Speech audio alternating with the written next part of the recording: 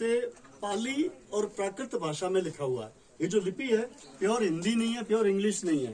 पहले प्राचीन भाषा में, प्राचीन काल में पाली भाषा शैली होती थी, प्राकृत शैली होती थी, तो उस भाषा में लिखा हुआ। ये ऊपर में कुछ संस्कृत की लाइन है, ये आप पढ़ सकते हैं। जैसे ये लिखा हुआ है ओम नमः शिवाय, देखो ये दिख रहा है, तो ये प्योर देवनागरी लिपि में, तो देवनागरी में अपन अच्छी तरह पढ़ सकते हैं ओम नमः शिवाय। अब बाकी क्या, ये जैसे किराट कूप लिखा हुआ दिख रहा है, किराट कूप दिख रहा है, पढ़ना जब यहाँ हो तो, है ना, किराट कूप लिखा हुआ है। कुछ शब्द अपन पढ़ सकते हैं, लेकिन ज्यादातर शब्द ये पाली और प्राकृत भाषा के हैं, जो अपन नहीं पढ़ सकते, लेकिन जो भाषा के विशेषज्ञ होते हैं वो पढ़ते हैं। आज भी बहुत सारे विद्वान भारत में ऐसे जो पुरानी भाषाओं को, पुरानी लिपि को पढ़ सकते हैं। इसी तरह ये दस्तावेज है, पूरा का पूरा दस्तावेज है। देखिए ये पूरा इसकी हिस्ट्री वगैरह सब लिखा हुआ है, लेकिन ये कुछ असामाजिक तत्वों ने नष्ट कर दी, कुछ प्राकृतिक कारणों से धीरे धीरे डैमेज हो गया, सब मिलाकर ये मतलब अब पढ़ने लायक नहीं रहा। लेकिन किसी भी इमारत की सत्यता, उसका विश्लेषण, उसकी हिस्ट्री, ये सब चीजें हमें वहाँ के शिलालेखों में, ताम्रपत्र भी होते हैं, आपने सुना होगा हिस्ट्री की बुक्स में, ताम्रपत्र तांबे के ऐसे शीट पे खुदाई से लिखी हुई, वो भी उससे, लेकिन ये शिलालेख है, शिला पर लेख लिखा हुआ है, एक शिला यानी पत्थर का बड़ा टुकड़ा। तो ये इसकी हिस्ट्री है। अब आओ अंदर, अपन अंदर की बात करते हैं। ऐसे फैल जाओ, नीचे फैल जाओ, इधर नीचे भी फैल जाओ, चाल पे कुछ ऊपर आने जाओ, इधर आ बेटा, इधर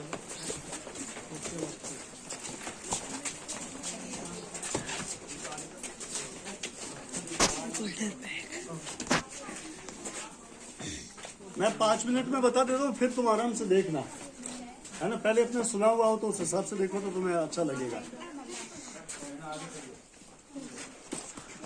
शुरू करें? आगे सब देखिए, अभी अपन जहाँ खड़े हैं वो अपने इस पुराने बाड़मेर शहर की किराट कूप यानी किराड़ू का मुख्य सोमेश्वर मंदिर है। यहाँ 5 मंदिरों का समूह है, जिसको अभी अपन देख सकते हैं। पहले और भी ज्यादा थे, लेकिन वो धीरे धीरे प्रकृति और काल और समय के अनुसार नष्ट होते गए। अभी 5 अवशेष है जिसको अपन देख सकते हैं। उसमें ये मुख्य है सोमेश्वर मंदिर। सोमेश्वर यानी विष्णु भगवान, विष्णु भगवान का वो मंदिर है। अब अंदर मूर्ति तो नहीं है, पूजा पाठ तो नहीं होता है, लेकिन अभी भग्नावशेष मौजूद और बहुत अच्छी हालत में भी है। अब इस पर कला की बात करें तो ये जो अपन खड़े हैं इसको नृत्य मंडप कहते हैं। ये नागर शैली की एक विशेषता है। अपने गुर्जर शैली भी होती है, मरु गुर्जर शैली, एक नागर शैली होती है। नागर शैली की जो मंदिर है उसकी विशेषता है। द्रविड़ शैली एक होती है, जो साउथ इंडिया में ज्यादातर द्रविड़ शैली के मंदिर है। तो उनकी ये विशेषता है कि जो मुख्य मंदिर होता है उस मंदिर के जस्ट सामने बाहर एक नृत्य मंडप होता है।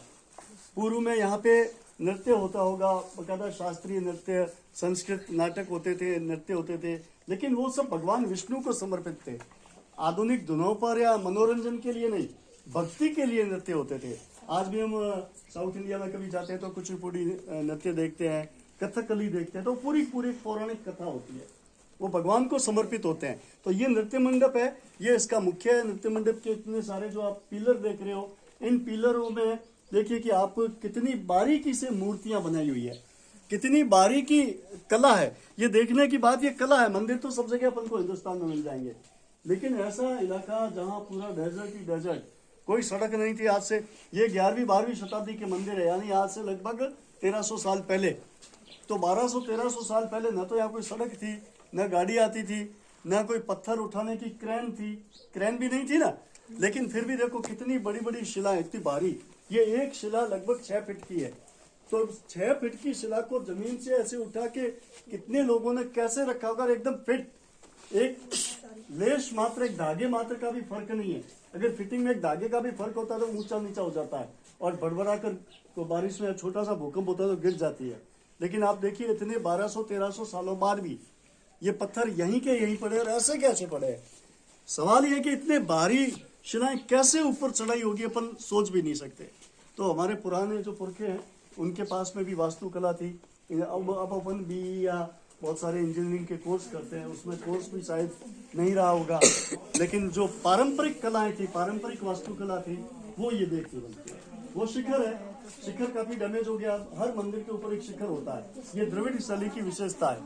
और ये शिखर है, शिखर अब थोड़ा गिर गया है, डैमेज हो गया, लेकिन ये शिखर स्टाइल है। और इन सबसे भी महत्वपूर्ण बात यहाँ ये देखिए, ये इस मुस्लिम मंदिर का जो तोरण है, इसको तोरण बोलते हैं। और तोरण की जो बारीकी है, कितनी सारी छोटी छोटी मूर्तियां, अब इसमें सब गणेश भगवान की, विष्णु भगवान की, शिव भगवान की, सब अपने जो ईश्वर है, भगवान है, उनकी मूर्तियां। और इसकी विशेषता है कि बारीकी से जो तोरण का ये बॉर्डर है, आप बॉर्डर की डिजाइन देखिए, और उसके बाईं ओर और दाईं ओर जो मूर्तियां हैं, उस मूर्ति का वास्तुशिल्प, मूर्ति कला, इसकी जो बारीकी है, वो यहाँ की कला है। ठीक है। और इसकी एक और विशेषता, मैंने अभी थोड़ी देर पहले बताया था कि कुछ विदेशी आक्रांताओं ने यहाँ आक्रमण किया था, तो मंदिरों में जो धन था वो तो लिया ही था, लेकिन मंदिर में जितनी मूर्तियां हैं, उन सभी मूर्तियों को वो खंडित करके गए। इसमें इस मंदिर में लगभग 5000 से ज्यादा मूर्तियां, छोटी छोटी मिला के, छोटी बड़ी मिलाकर, एक भी मूर्ति ऐसी नहीं मिलेगी जो खंडित नहीं हो। आप कोई भी एक मूर्ति देख लो, एक पे फोकस कर लो, किसी एक मूर्ति पे, फिर उसको कोई न कोई अंग उसका खंडित हो गया, तो हाथ काटा हुआ होगा, नाक काटा हुआ होगा, मुंह काटा हुआ होगा, है ना, या शरीर का और कोई अंग खंडित है। चीनी थोड़े से बकायदा जो छेनी होती है ना, उससे औजारों से तोड़ी है जानबूझ के कि यहाँ की कला नष्ट हो जाए, लेकिन फिर भी अपनी कला इतनी अक्षुण्ण है कि आज तक जिंदा है। अब आप अवलोकन कीजिए, देखिए, ये नृत्य मंडप है, इनकी बारीकियां देखिए, ये तोरण है, ये बहुत इसकी देखने लायक है, बहुत सुंदर है बारीकी कला।